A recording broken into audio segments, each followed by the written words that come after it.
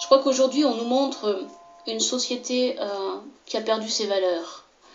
Quand on voit ce qui est montré aux jeunes, et j'ai une adolescente et je m'inquiète beaucoup pour la jeunesse, avec ces téléréalités, on voit beaucoup de grossièreté, il n'y a plus de valeur de respect. Et pour moi, la chute de cette civilisation va être une perte de valeur profonde. Nous avons perdu le sens avec la réalité.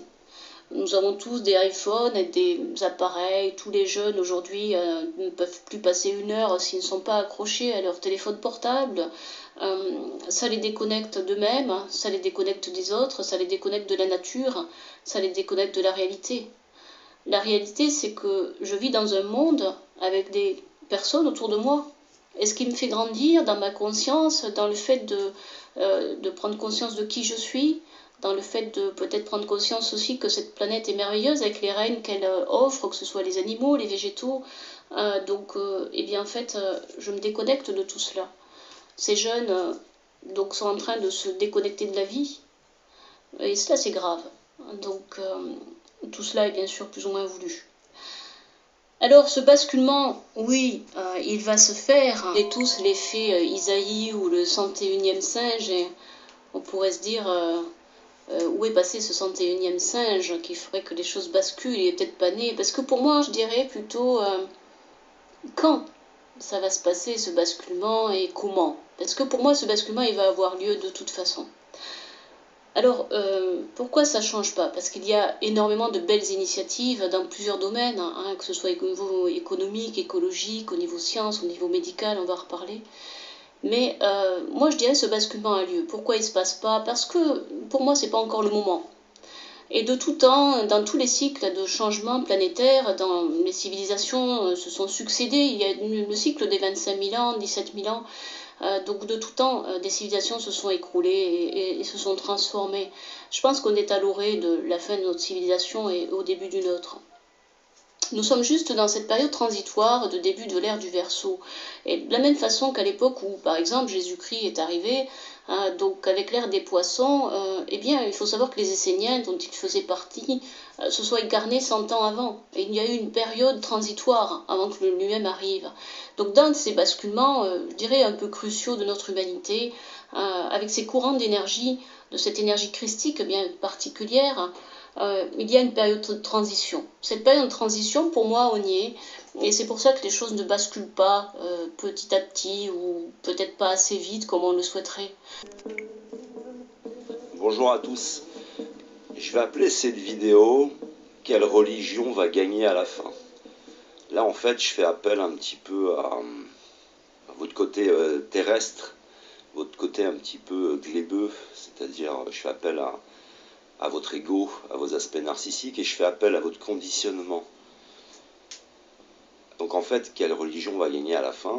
On va faire un petit peu d'histoire pour que vous compreniez un petit peu ce qui peut se passer en ce moment. Si vous reprenez l'ensemble des religions annoncent chacune d'entre elles l'arrivée de leur Machia, de leur Messie, de leur Mahdi, et j'en passe. Il y a beaucoup de religions et beaucoup de termes différents qui sont employés. En dehors de la religion, il y a aussi énormément de prophètes qui ont écrit des choses, un petit peu partout dans le monde, que ce soit le peuple indien, toutes sortes de peuples, toutes sortes de croyants, de croyances. Aujourd'hui, si vous tapez sur Internet, les religieux, leur statut, et j'en passe, ils ont en théorie un statut de scientifique. La spiritualité est une science. Mais si vous leur parlez de mécanique quantique, de neurologie, de psychologie, de sociologie, souvent ils sont un petit peu perdus par rapport à tout ça. Donc ils ne sont pas cohérents par rapport à un monde qui a été parfaitement défini dans ces sciences par des scientifiques, avec des mécaniques, le reflet d'une matrice. Donc allez dans le lien qu'il y aura dans la description de la vidéo pour ceux qui arrivent fraîchement et comprendre que nous vivons au milieu d'un message universel. Ce qui veut dire que déjà, dans un premier temps, vous allez avoir les prophètes, les représentants religieux qui captent ce message ou à qui on le retransmet, comme le roi David par exemple. C'est-à-dire qu'il y a une confusion entre c'est un prophète ou alors il était entouré de prophètes. Mais bon, chacun pense ce qu'il veut. Mais au bout du compte, l'ensemble des religions vont se dire « je serai vainqueur à la fin ». Les chrétiens disent « ils auront leur Messie, ils seront vainqueurs à la fin ».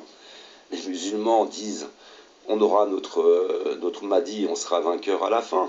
Et puis vous avez dans la Torah, avec une description un peu plus parfaite, qui dit elle aussi « on sera vainqueur à la fin ». Ce qui est intéressant, c'est que nous vivons dans une matrice. Hein. C'est de la science, elle est indiscutable. Vous allez vous faire soigner auprès de la science. Vous en voulez bien de la science. Alors, il faut aller plus loin maintenant. Nous vivons au milieu d'une matrice qui influence la création et qui influence l'évolution. Ces personnes captent le message universel. Et ils captent tous le même message. Tu seras vainqueur à la fin. Qu'est-ce qui sera vainqueur à la fin ? Vous vivez tous ici, vous êtes complètement conditionnés, vous dites je suis français, je suis tunisien, je suis musulman. Moi je dirais plutôt que tu es un être humain, que tu vis en Tunisie et que tu as une pratique spirituelle qui est l'islam. Mais les anges ne disent pas je suis musulman. Voilà, enfin après c'est ma façon de penser. Je pense que on est assujetti, on nous met des choses dans la tête, on nous conditionne, on se retient d'être d'une certaine façon, il faut parler d'une certaine façon, etc. On est complètement conditionné. Et à la fin, nous sommes ce que nous faisons. Je suis secrétaire. Je me suis amusé, pour faire une petite parenthèse, j'ai été au cimetière du Père-Lachaise et j'ai regardé les tombes. Les tombes sont des monuments, vous voyez. Et puis les personnes mettent « je suis avocat » ou « j'ai été avocat » ou « j'ai été ingénieur ». Par contre, vous ne trouverez personne qui mettra « j'ai été femme de ménage » ou « j'ai été, comme moi, jardinier ». Vous voyez, on est énormément dans l'ego et on est, je suis, attention. Hein. Et regardez les monuments qu'ils font pour les morts, alors que vous avez des gens qui meurent dans la rue, qui n'ont même pas un toit. Vous voyez l'ego, ce que ça fait. Je suis, les aspects de ne pas s'être libéré du moi. Vous voyez, c'est le nationalisme, etc. C'est compliqué, hein. C'est compliqué de se détacher de tout ça pour aller vers un message universel.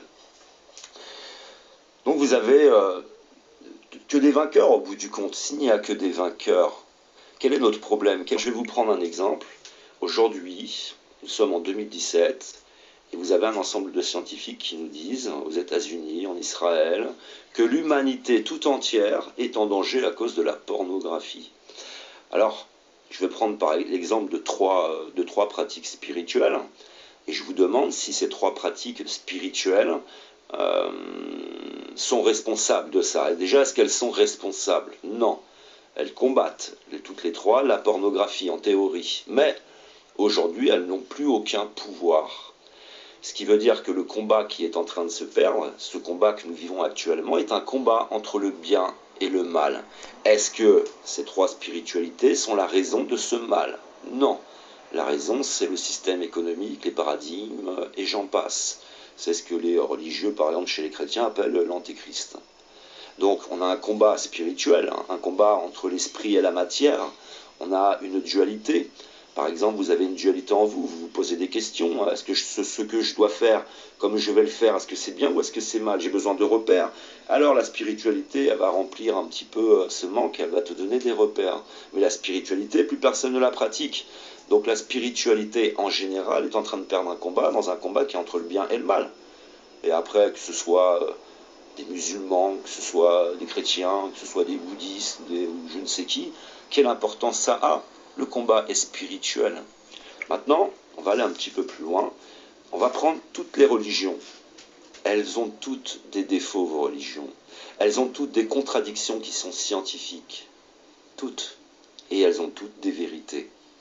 Alors je n'ai pas envie, moi, qu'une religion qui a des contradictions, qui a des défauts, qui est en défaillance scientifiquement, elle prenne le dessus, telle qu'elle soit.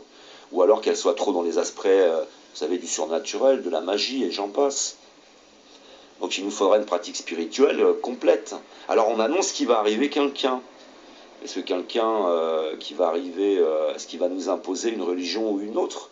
Ou il va tout simplement faire le ménage, puisqu'on appelle ça la période messianique, on appelle ça, comment dire, l'apocalypse, la révélation. Bonjour à tous. Bon là vous venez de voir une petite compile. Hein. Et comme le précise Christine Kahl, qui a fait les deux petites vidéos là, Dans ce bref extrait, l'utilisation excessive du smartphone déconnecte les jeunes de la réalité du monde dans lequel nous vivons.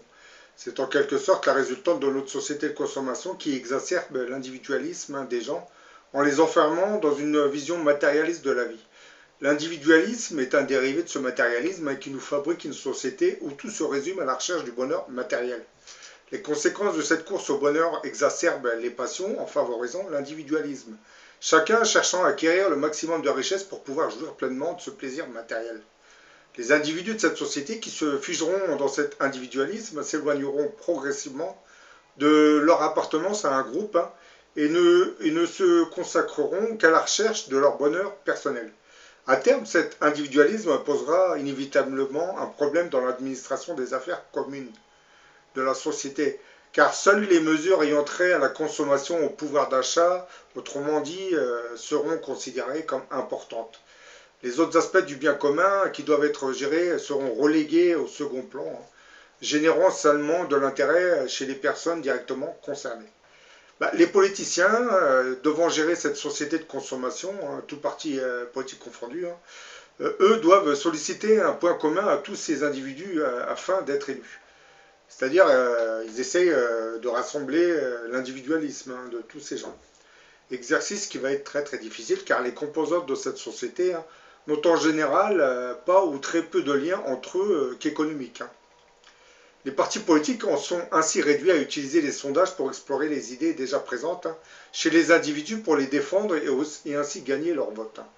Et depuis plusieurs années, nos politiques ont trouvé un autre moyen beaucoup plus efficace pour rassembler ce magma individualistes, on les passionne désormais avec des sujets qui sont très très éloignés des problèmes économiques, comme par exemple tous ces sujets qui gravitent autour des problèmes liés à la communauté musulmane. Je parle du voile, du halal, des prières de rue, voilà, etc., etc. Et ainsi, on fera naître de ce magma individualiste un mouvement nationaliste qui sera amplifié par nos médias et exploité par nos hommes politiques. Et ainsi, on occultera complètement les vrais problèmes sociaux du pays, et surtout la cause de tous ces problèmes qui est notre système économique capitaliste. Puisque, comme vous le savez, l'oligarchie contrôle désormais l'activité économique et politique de nos nations. Et comme elle ne veut pas être confrontée à un mouvement de révolte, elle oriente le mécontentement contre la minorité musulmane. Bah oui, c'est une stratégie, c'est logique. Et quand on parle de nationalisme, on ne peut pas éviter la question religieuse. Comme le disait Andy, les trois religions monothéistes attendraient leur Messie. Et bien entendu, chacun attendant le sien. Pour les chrétiens, le Christ reviendra à christianiser le monde. Pour les musulmans, le Mahdi reviendra à islamiser le monde. Quant aux juifs, leur Messie est censé venir les sauver des autres peuples. Oui, c'est un peu ironique, mais bon. Chacune de ces religions monothéistes espère ainsi que la sienne dominera le monde après les tribulations de l'Apocalypse. À travers toutes ces visions eschatologiques, c'est bien un sentiment nationaliste qui semble s'exprimer et non la foi en un Dieu unique. Et si Dieu avait fait en sorte que plusieurs religions apparaissent sur Terre, ce n'était pas vraiment pour que l'une d'entre elles domine vraiment les autres. Surtout lorsque nous savons que le christianisme était né à cause de la mauvaise conduite des juifs, et que l'islam était apparu à cause d'un détournement par les empereurs romains de la vraie foi christique. La religion islamique ne sera pas épargnée à son tour, car comme le précisait un hadith à la fin des temps, de l'islam il ne restera qu'une coque vide, les mosquées seront bien ornées et remplies, mais la foi sera perdue. Et les sages de la loi islamique à cette époque, c'est-à-dire à notre époque, égareront bien des musulmans. L'avènement du Mahdi sera la réponse que Dieu adressera à cette communauté musulmane qui s'éloigne progressivement de la foi. Les trois religions monothéistes disent qu'ils attendent la venue de leur Messie alors que la naissance des nouvelles religions répondait à la mauvaise conduite des précédentes. Le seul Messie qui devra revenir, c'est le Christ. Et contrairement à cette volonté nationaliste chrétienne, le Christ ne va pas christianiser toute la planète. Lorsqu'il apparaîtra, toutes les religions continueront de prospérer. Et du côté musulman, le Mahdi ne sera pas vraiment le Messie attendu, mais il jouera un rôle de préparation pour la venue du Christ. Parce que comme je l'ai dit dans beaucoup de mes vidéos, le grand monarque alias le Mahdi, que la Bible interpréterait par Antéchrist, mais bon, je ne vais pas revenir sur ça parce que ça prête à confusion après. Parce qu'on va me dire que le Mahdi n'est pas l'Antéchrist, mais les gens n'ont pas encore compris que l'Antéchrist dont on parle ne serait pas vraiment aussi maléfique qu'on nous le fait croire. cet antéchrist qui veut dire antérieur correspondrait en fait à ce grand monarque, et ce grand monarque serait en fait le Mahdi qu'attendent les musulmans. Ça sera un réformateur universel, donc c'est logique qu'à travers ce personnage on retrouve le christianisme et l'islam, hein. Et le drame dans cette histoire, c'est que les trois religions monothéistes combattent le même ennemi, hein, mais leur nationalisme respectif, hein, les aurait aveuglés. Oui, le même ennemi, vous avez compris, bon, je parle du diable, mais c'est surtout la société matérialiste et laïque, hein, et surtout cette société complètement pornographique, hein, dépravée, où les valeurs morales n'existent pratiquement plus. On valorise l'immoralité, hein. Les trois religions monothéistes combattent ça, mais comme elles ont développé un nationalisme respectif, elles auront tendance à le combattre, mais chacune de son côté. Et d'ailleurs, certaines religions ont tendance à combattre les autres religions, hein. Donc vous voyez, le diable a tendance à égarer beaucoup de monde, hein. Alors qu'en réalité, les trois religions devraient fusionner pour combattre le matérialisme athée qui règne et qui déprave toute la planète. Mais bon. Ben voilà, j'en ai fini avec cette vidéo. Je vous dis à la prochaine pour une autre.